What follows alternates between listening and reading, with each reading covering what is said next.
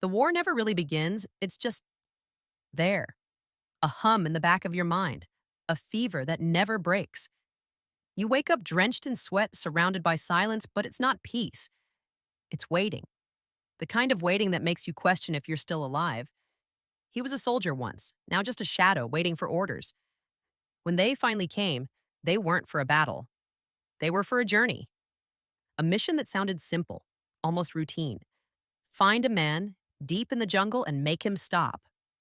But nothing about this war was simple. They told him the man had lost his mind. A decorated officer, brilliant once, now turned rogue, commanding his own army out in the wilderness, beyond the rules, beyond reason. The mission was to terminate his command, and maybe his existence. The river was the only road. He climbed aboard a small boat with a handful of men, young, loud, reckless, still believing there was glory to be found in the madness. They didn't know what waited for them upriver. None of them did. As the jungle closed in, the world around them began to melt. Reality twisted in the heat. The air stank of smoke and fear. Villages burned for reasons no one remembered. Orders were followed that made no sense. Every stop along the river felt like a step deeper into hell, each one stripping away another layer of sanity. There was the colonel who loved the smell of napalm, the one who surfed through explosions and death like it was all just a game.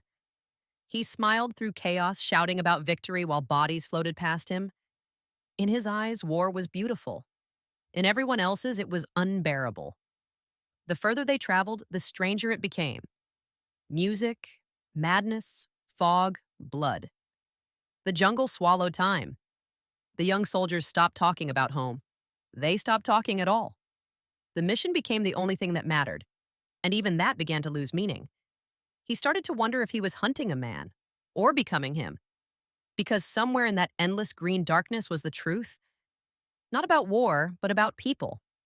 About what happens when the rules disappear, and you're left face to face with what you really are.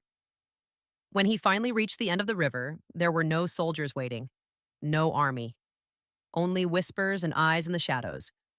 The man he'd come to kill was there, calm, quiet, ancient in his madness. He spoke like a prophet, like someone who had seen the end of humanity and decided it wasn't worth saving. He wasn't a monster, not exactly. He was what the war had made him, the pure reflection of its chaos. Everything that was hidden in the hearts of men, he had embraced without flinching. He had crossed the line between man and God, sanity and surrender, and found something terrible waiting on the other side. The soldier listened. He didn't argue. Because in the end, he understood. The difference between them wasn't as wide as he had hoped. When it was over, he did what he came to do.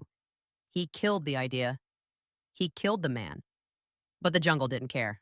The war didn't stop. The river flowed on, silent and indifferent, carrying him back through the fog, back toward a world that would never understand what he had seen. He returned, but he didn't come back.